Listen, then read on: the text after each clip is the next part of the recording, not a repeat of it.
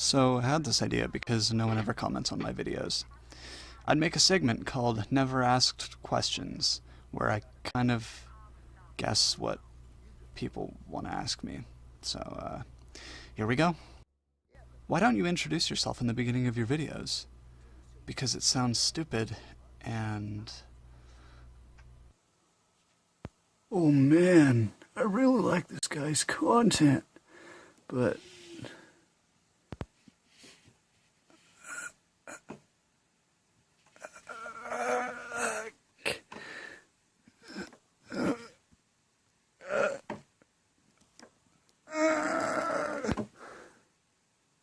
can't scroll down, man.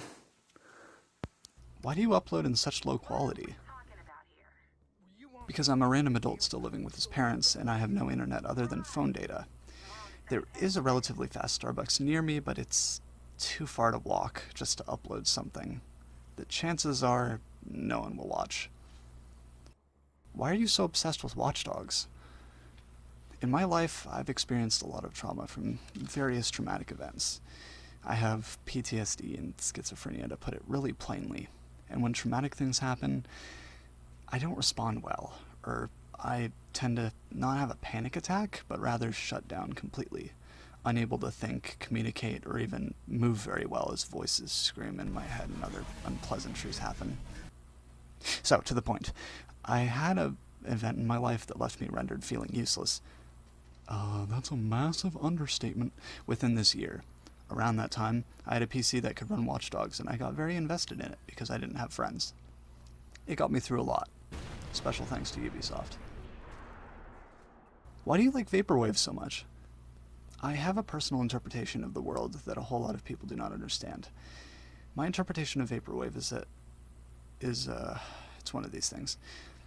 I'm a big fan of meditation, finding inner peace and happiness as much as it might seem like I'm not. I tend to be more stressed when around large amounts of people, which is why if you see me at school, I'm isolated and tuned out. Whether I'm alone or with a large group of people, I'm feeling stressed, Vaporwave is my way to relax and keep calm. Why do you like retro games so much? Why not play Fortnite? Retro games didn't have to oversell themselves to be enjoyable by the public. Retro games hold a special place in people's hearts because that's their past. That's just how they were influenced to live. Did you know that back in the 70s to 90s you could just buy the entire game, no questions asked, get together as a community face to face, and talk about the experience you had with it? Maybe go on some boards and get mods, and just have a good time in general? Current games force this too hard. Buy all my fucking 758 DLC or you can't beat my fucking game because it's too hard without the proper weapon. Well, that's what I'm seeing at least. Also, Fortnite is one of those games that's forcing it way too hard. Why do you beat yourself up? I don't do it to put myself down. That's impossible. I can't possibly be any more humiliated and destroyed than I am now. You know how sometimes friends will call you ugly or stupid as a joke? Same thing here.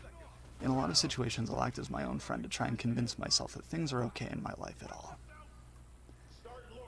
What's with all the black emo edgelord phase? There were two reasons I took on this style. The primary reason being that I was heartbroken and I was protesting the accusations being held against me by dropping all of my color and acting like they saw me. The other reason was that PTSD and depression wore me down too much to allow me to wear color for that entire 7 months. Why are you still making a big deal about that one girl? Imagine you're me. You grew up in a family that utterly fell apart, and you were abused right after the collapse, nearly starved to death, and then taken into another set of parents that barely understands you, adding to your depression and traumatic disorders. People around you are so cool and you want to be friends with them, but they shun you for being different, treating you like an animal, pretending to be your friend, with the occasional person actually being nice and wanting to help, like every 6 years or so.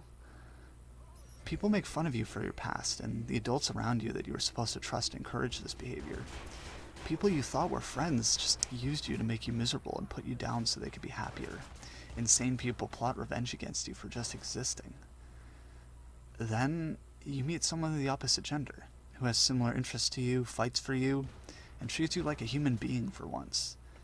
You fall in love with them, and they love you back, and suddenly becomes disconnected, shunning you for being mentally unstable, and eventually telling you that you're a nobody and that you don't deserve to be around other people because you're too insane, and then leaves you for the exact people that fucked with you your entire life.